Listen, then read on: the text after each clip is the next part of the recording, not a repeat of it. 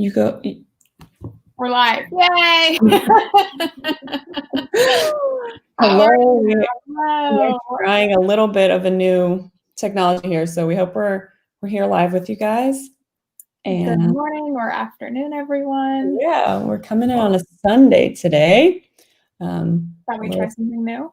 Yeah, a little Sunday afternoon tea time. Yeah. So it's good to see you guys, and hope you're enjoying your weekend. What have you been up to this weekend, Yas? What did I do? Yesterday, I did a little bit of work, but I went and had lunch with a friend of mine. And then Friday, I stayed home. I watched a movie, like an old George Clooney movie. Which one? Like old? You mean like One Fine Day? Okay, I know that one. Yeah, watched that movie. And then today, went for a long walk, did some weightlifting as we finally found like weights, like dumbbell weights and weights. Oh, right. Finally, I've been like looking for some, so got those, did a little bit of that, painted my nails. Oh, wow, you're having a great weekend. No, I'm doing what I can. And this is a non-toxic. Excellent. So we're testing it out. Put it on my toes also. Awesome. I had to look up the year of that movie, 1996. 96. I remember watching that movie and not thinking it was that long ago. Like when it came out, I remember seeing it. Yeah. Okay, so that was I can't even do the math right now, 24 years ago? Something like that, yeah. Okay. Wow. Great.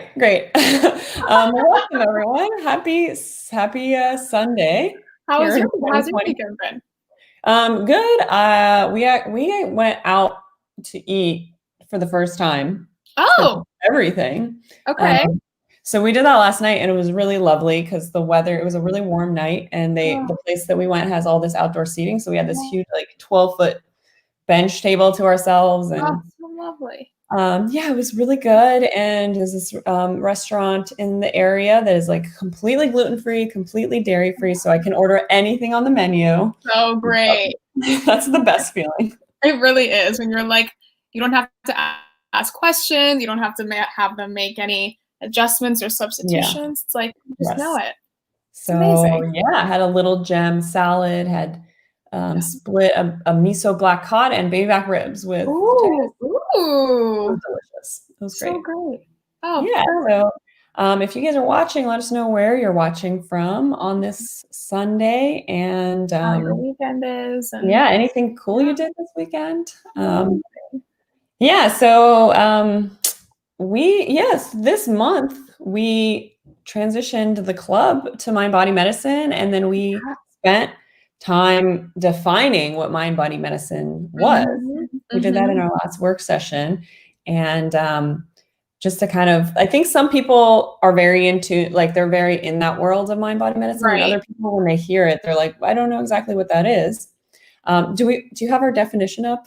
I actually like some kind of memorized it a little bit because we was working on our presentation for the month for our Canary Club members. So I have it now like somewhat ingrained in my mind.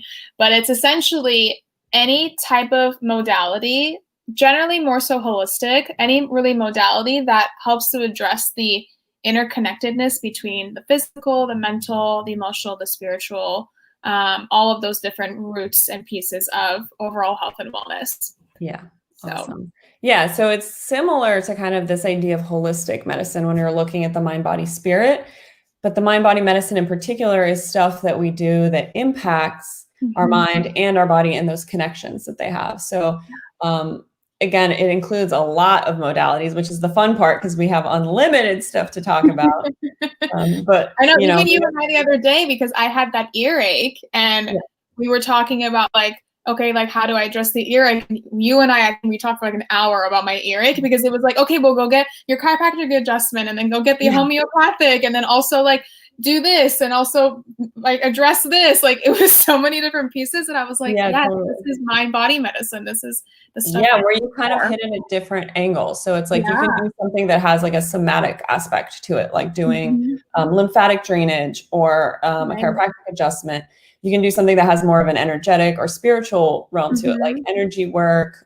You can do mental, emotional stuff, like mindset, stuff like that might be stressing you out. And then you can do this chemical stuff, which is Exactly. like getting the herbs that you might drip in or like take orally. So that's kind of an example of using the mind and the body. I actually found out, I don't know if I texted you about it yesterday, Lionsgate portal, like in astrology, like yesterday was one of the most energetically powerful days.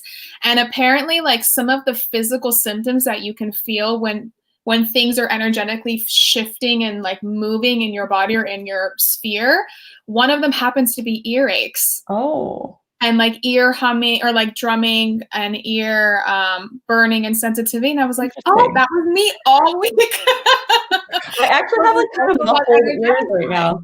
So it's like, maybe it's the energy shift that's happening. Probably so. We have Mary coming in here in the group. And hi. We have Pooja watching from India. Oh, amazing. Nice to have you. What time is it in India right now? I don't know the time difference. Yeah, if you're there, Pooja, let us know what time it is. It's about noon here in California. We are just having a lazy Sunday. And we got Kelly here Kelly is also in Southern California. So Niaz is in Southern California. Yay. Northern. What are you guys doing on this Sunday afternoon? Let us know in the comments too. So we're just kind of talking about the big picture idea of mind-body medicine. And kind of, we understand that for some people it's confusing. What does it mean? And so, yeah, I think one of my favorite modalities within it is obviously the somatic stuff I talk about, like chiropractic, massage, lymphatic drainage.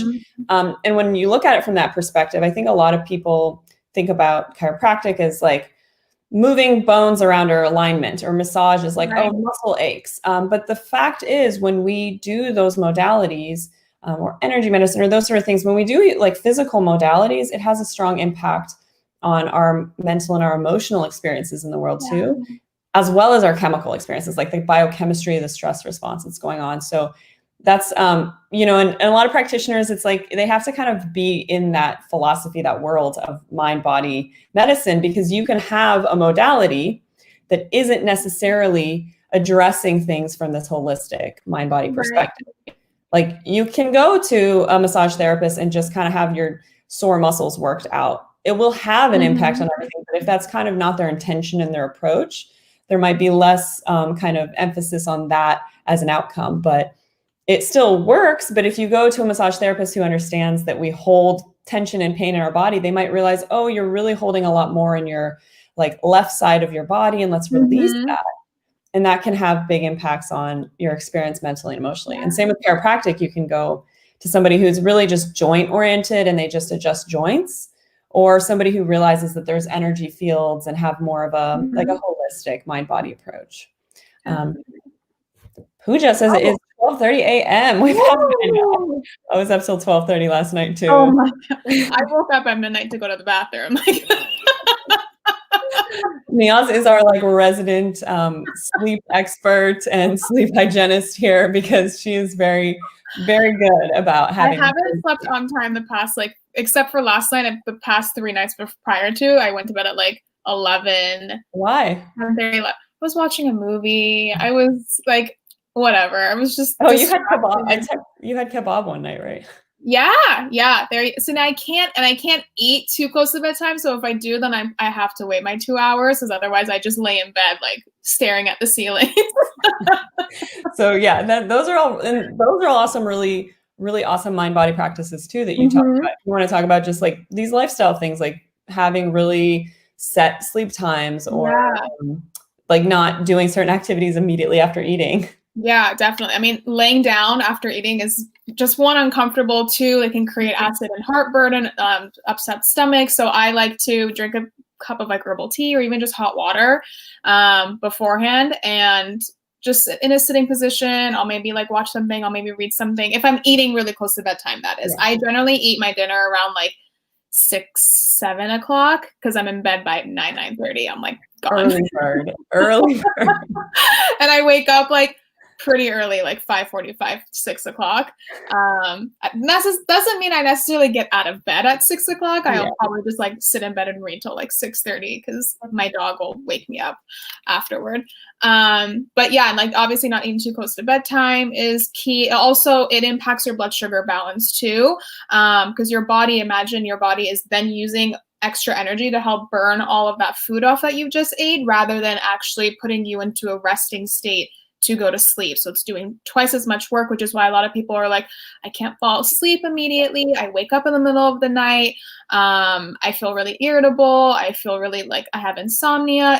It could be because you ate too close to bedtime or you ate something that's elevating your blood sugar.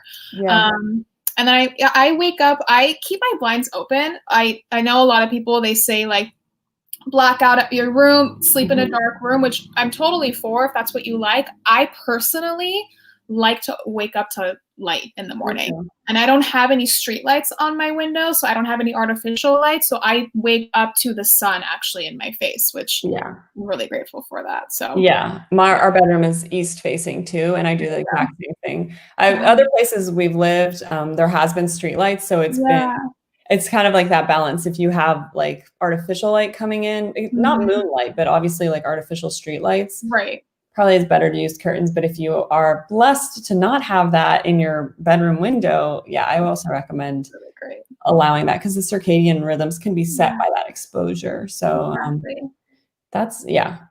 really bad about my sleep time. Anybody else watching right now, I'm curious what time you normally go to bed, because what is everyone's sleep habit? I know, I'm wondering if people are really on top of like having consistent sleep time. So put in the comments if you like what time you usually go to sleep. I think we're probably let me see. Okay, sorry, I was just checking if the comments. No, you're good. And then of course, like in the morning when you wake up, like exposing yourself to sunlight will really help to reset the circadian rhythm. So if you don't have the ability to go outside and like actually be outside for a walk, just opening the windows is more than enough to at least just get some sun exposure on your face. Oh, we have some responses. So Janet says she has trouble sleeping too. We actually were talking about this last week, so maybe we'll do like in our club, we might focus a whole month on sleep because I think we should. So that's a good idea. See, we have this Canary Club that we have all of this information presented and collected in a very organized fashion. So anyway, we are doing that right now. It's only $5 a month to join for lifetime access if you join now. And I think the link is in this tea time. But anyways, we have some members and we started talking about sleep last time we were doing a tea time. So we're going to do a deeper dive on that. But we did mention things like magnesium, GABA, different types of like lifestyle food habits, and like you're talking about blood sugar. But I think Janet says that she's tired, but she can't sleep and it varies. I try before 11, but normally 2 a.m. Oh my gosh, Janet, I'm kind of on the exact same pandemic schedule as you, and I know why, and I actually know how to reset it. So a lot of it has to do with this wired but tired feeling. And a lot of that has to do with adrenal stuff going on. And it can also be with thyroid imbalances too. So I am wiped out, exhausted by like 8 or 9. I push past it and then my adrenals kick in. And I'm at this point of like, just this pandemic's like really thrown me off and doing a lot of like online work and screen lights. So it's really messed with Janet agrees, this wired but tired feeling. Totally. So we'll talk about that, but it's both a combination of, well, not just both, but it's a combination of blood sugar, which was an issue for me. I was waking up and not eating till like late afternoon. So what Niaz was talking about, the blood sugar, it's also stress hormones. So your adrenal glands, the melatonin release, all of that circadian stuff. And so, Janet, it's the exact same thing. So she pushes past it. This happens with children a lot. Like, you know, when kids get irritable and their parents like, it's nap time or it's bedtime. And they know that if the kid does not get to bed within a certain time frame, they're going to go into meltdown mode. That's because what happens is right before a kid gets exhausted, they don't quite know the cues and they don't make themselves go to sleep most of the time. They run out of like their daytime energy as, you know, our regular cell fuel. And then they're still awake, so their adrenals have to kick in. So they just start running around, they get all excited, they start like getting hyper right before, that meltdown period. And that is all related to pushing past that period where your body is like, so anyway, everyone's kind of in the same boat here. Kelly says 11:30 lately. And let's see here. We have Terry. Too. Yeah, there's a lot of comments here, so we're reading as we go. I've adopted really bad sleep habits since Corona. My bedtime on average is 2 a.m.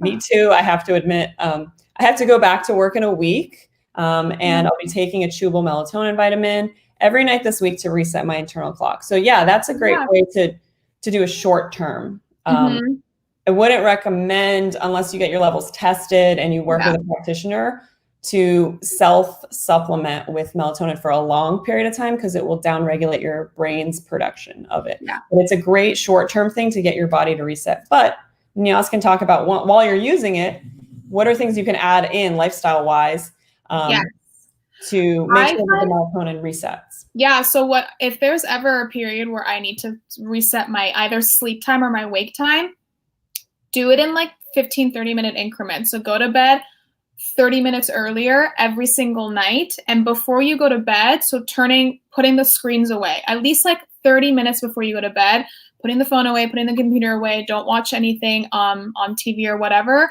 Do something that's going to help relax your body. So whether that's taking a bath or like a warm shower or reading a book or doing a meditation or coloring and doodling, anything that's going to really help to relax you. And then every night, just go a half an hour earlier and a half an hour earlier, because it's hard for you if you've been going to bed on average 2 a.m. tonight to go to bed at 10 p.m. That's a really big shift, which I don't personally expect you to be able to do that in one go. You're probably going to have to take those baby steps to get to that place where you are sleeping at whatever would be your, preferred time. So tonight, try to go to bed by midnight tonight, because I'm sure you're probably up, watching something or doing something. I don't know what you're doing until 2 a.m, but try to just scrolling. Who knows? I mean, coronavirus and pandemic. I mean, honestly, when it gets that late, I go for sitcoms or like, I just want to sit here and like laugh and be entertained. But I stay up way too late doing it. Yeah. So just go back like a little bit at a time every single night until you're in a place where it feels normal, while also, like Natasha said, like taking those melatonin, but definitely not long term. Just keeping an eye on that too. Yeah. So a great way is like when you do wake up earlier, try to get some sun on your skin or in your eyes or on your face. Like step out into the sun within that first half hour, and that will help for the next night and the next night to reset the way that your body's signaling that. I think Pooja jumped in here. She's in India right now, so it's like almost 1 a.m. there. Oh my God. Sleep is critical. Worked on a Sunday too because of the pandemic. I'm going to hit the sack and watch the recorded version of the session. Right. I love the fact that this group is all about MindBody. Health psychology takes a similar approach as well. Look forward to hearing from you too. So no worries, Pooja. You can go to sleep. That's what we're encouraging here. And Janet says that this is her first time tuning in. So great to have you, Janet. And we would love to have you in the members group too. So here we do little kind of community chats where we kind of just randomly jump on some tea time topics. But in our club, the membership club, $5 a month for lifetime access, we go into structured cheat sheets and like curriculums and mini guides on these different topics. Yeah. So Janet asked about pushing past it and how that pushing past her sleep exhaustion and then it messes her up. Oh, she asked a good question too. Yeah, there's a lot of ways that you can prevent that stress hormone or the adrenals to kick in. And one of those things is kind of some like the stuff that Niels was talking about with the lifestyle practices. So just kind of watching when you eat and the blood sugar levels. But sometimes some people can't fall asleep because their blood sugar is dropped too much. So having a fatty snack right before bed. So one example of this, I think a friend of mine would have like a little scoop of tahini with some coconut oil. Or like a nut butter if you can tolerate nuts. Something avocado.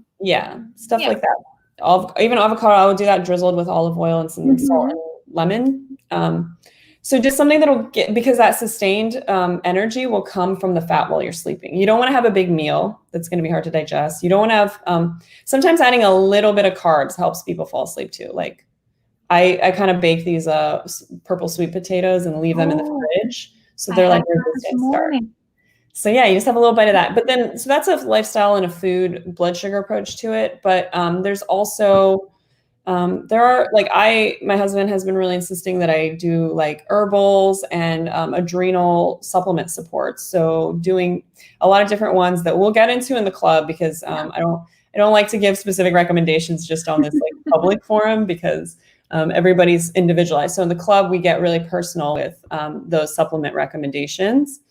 And then there's actually some somatic stuff you can do too. So super advanced version is this vagal nerve stimulator I have. It's non-invasive, sends a little electrical current into the brain and the brainstem to calm down that stress response. That's like a very advanced version of it. But you can do belly massage with a little bit of oil. When you take a warm bath or shower, like Niaz was talking about, and your body temperature drops, then that also starts to reset that stress response. Yeah. Kelly is our club member here. She says she's enjoying all of the resources we're providing in the club. So we love having you in there, Kelly. And Terry says, thanks for all the tips. Of course. Yeah, I think we're going to have to do sleep for a full month. Yeah. So, and I think that people get frustrated because they hear about some magic bullet, like, oh, magnesium will do it, or, anything like that. So my mom says rose water works. Oh, yeah. Hot water with gulab. Yep. Yeah. Gulab is Persian, like distilled rose essence. And we use that in our teas, or we'll make little like juleps with it. So my mom always adds that to her herbal tea. I love it. Janet says she wants to try that vagus nerve stimulator. She thinks it's the only thing. You should show it to us in a call once. That'd be I don't want to run away and grab it right now. No, not now, but look at another call. It's on my nightstand. That's how much I love this thing, because if I'm really having one of those nights and I put it on, I just get this full-on sense of calm. Wow. And so it's really great. I use it in my clinic. Do you use red light therapy before you go to bed, or when you're like trying to calm down? I have some, but I haven't used that specifically, because I know for me, the vagal nerve stimulator works. But do you want to talk about a little bit about lights? I personally haven't used red light therapy. Like I know that there's so many different models and companies that like sell like a little portable one. I'm actually like looking into getting one. You and I should talk and do product comparison, because I know that's your favorite thing in the world.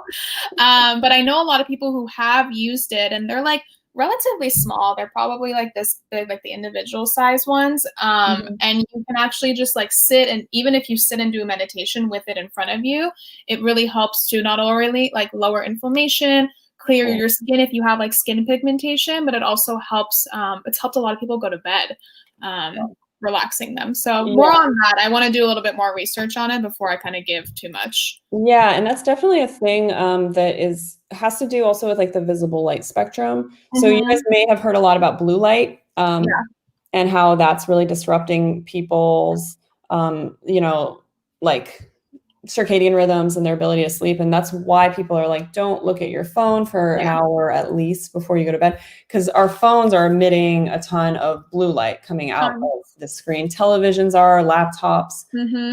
There's a filtering system that I use on my laptop. It's called, you can use it too. It's called Flux. And it's free. It's like an extension that you download, and it gradually, depending on like how late into the day you're working, mine I think kicks in around like 4 o'clock. And the screen starts to turn like a little tinted. But I also wear blue light blocking. These are my blue light blocking. Oh, those are so cute. Yeah. So are they not prescription? They're just for blue light? They're not prescription. They have prescription ones too, but I don't need it for my purposes. But you can kind of tell even on the video right now, like it's a little bit of a bluish tint, but when you wear them, you cannot tell anything. That's awesome. I thought you had I never even asked. I thought you just had a prescription. I didn't know those were these are my blue light ones. Yeah. So I mean, already we have this whole thing that we're going to put in our sleep mini guide. So vagal nerve stimulator, red light therapy, because that light spectrum, the visible light spectrum that we see throughout the day, like before we had artificial lights, and particularly like recently too, people have or companies, industries have changed a lot of the lighting too. It used to be, I think, incandescent before, and now it's like LED. The temperature of those lights vary significantly. And if you guys have never studied photography or you're not like in tune to this, you may not realize that light bulbs and light have different temperature, kelvins.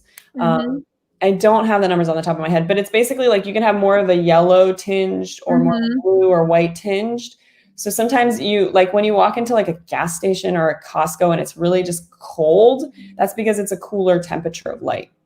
Whereas when you're in a home, usually normal light bulbs have like a warm glow. Like when you see on a winter's day, you're passing outside and all the lights, all the houses are glowing kind of yellow. Anyways, these different spectrum and temperatures of light impact our brain differently because they're all synthetic. Before, those different temperatures of light happened throughout the day as the sun would move through the sky. So that's a big part of like the blue light is we don't want to be looking at that late at night because that's not the time of day that we are supposed to be seeing that temperature of light. Exactly. So blocking those blue rays, using kind of different chromotherapy is one of the potential or modalities to reset your circadian rhythm and your sleep. Also making sure the lights in your bedroom are the right ones too. As I hear a lot from patients and clients that they have the wrong type of bulb in their rooms. Yeah. They have like the more blue tinted one because it was more affordable or they just weren't sure of it. But making sure you're getting the right bulbs for the room too. Yeah. So, I mean, we can get into that in the club too, but the difference, like we try not to use LED lights in our house and things that are just, there's a lot of, different aspects to that, but just, it's something to keep in mind, especially if you've never studied photography or know like how to change the lighting in a situation. But wow, we just dove deep into like a lot of really awesome Amazing. topics. And Terry says the higher the kelvins, the whiter the light, great. Lower is more yellow. Perfect. Thank you, because I don't have that information on the top of my head. It's been years since I've done photography work. That was a long time ago that I studied that. Yeah. So and I usually go for more yellow light because it's softer, it's a little more calming. But even, I mean, hey, behind the scenes right now, I have a light on me on this live video, and it's kind of tinting me a little bit yellow. Right. And it's just a little bit more flattering too. There's like these ring lights you can buy that have white light, and then they have orange or yellow light. So yeah, it's you want to kind of start to gain some awareness around the fact that these things that we don't think about, we flip a light switch on, we go, oh, the room is lit or not.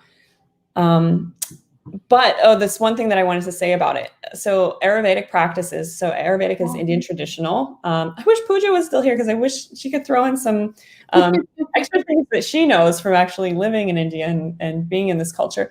But they have a lot of really great lifestyle practices, seasonal practices, day-night practices.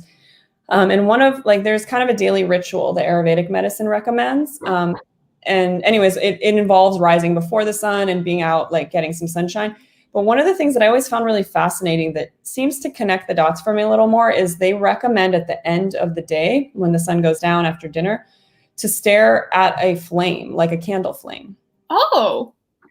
So, I thought this was really fascinating because if we think about it, maybe from a larger perspective of what we would do as human beings is when the sun would go down, we would start a fire. Right. And we would sit around a fire, maybe cook the food. And this clicked for my husband and I when we were camping a couple of weeks ago. And we were like, oh, this is so calming. I actually think sitting at this campfire at the end of the night is healing me. It's healing my brain. It's helping me reset stuff. And we just had this deeply grounding, calming experience from that. So we got a fire pit for our patio, and we just turn off the lights at night. And when we need to unwind, we just, and I think the candle is the modern version of bringing that into the home. So it was kind of like an interesting string of thoughts from Ayurvedic traditional medicine, thinking about like our ancestors, like way back when, the cavemen. Yeah. So, anyway. Oh, that's fascinating. I love that. So many pieces to it all. Yeah. So, we're going to, I think now this is definitive. This month we're covering mind-body medicine as a whole in the club. We're doing our live member call. It's a private call at the end of August. So if you guys join, you can still be part of that, ask questions there, download all the mini guides and resources. And I think it's decided next month, September, it's going to be sleep. September sleep. Perfect. Which actually, when is daylight savings? What month is that? I think it's November, but I don't know. So we're just getting you prepared ahead of time. Yeah. ahead of time. You'll be super prepared for daylight saving. But we'd love to see you guys join that club. Yeah. We go into like specific recommendations and more details and stuff that, you know, it's not a Facebook group. It's actually like a privately hosted forum. So it takes you off of Facebook, which is we like. It's a little intimate community there. So click the link in the comments here or in the description to join. We'd love to see you guys there, and we'll be back weekly for tea times of just our ramblings. Basically our ramblings. But yeah, thank you so much for joining us. We love you guys. We hope to see you on the next tea time and in the Canary Club. Yes, hope to see you all soon.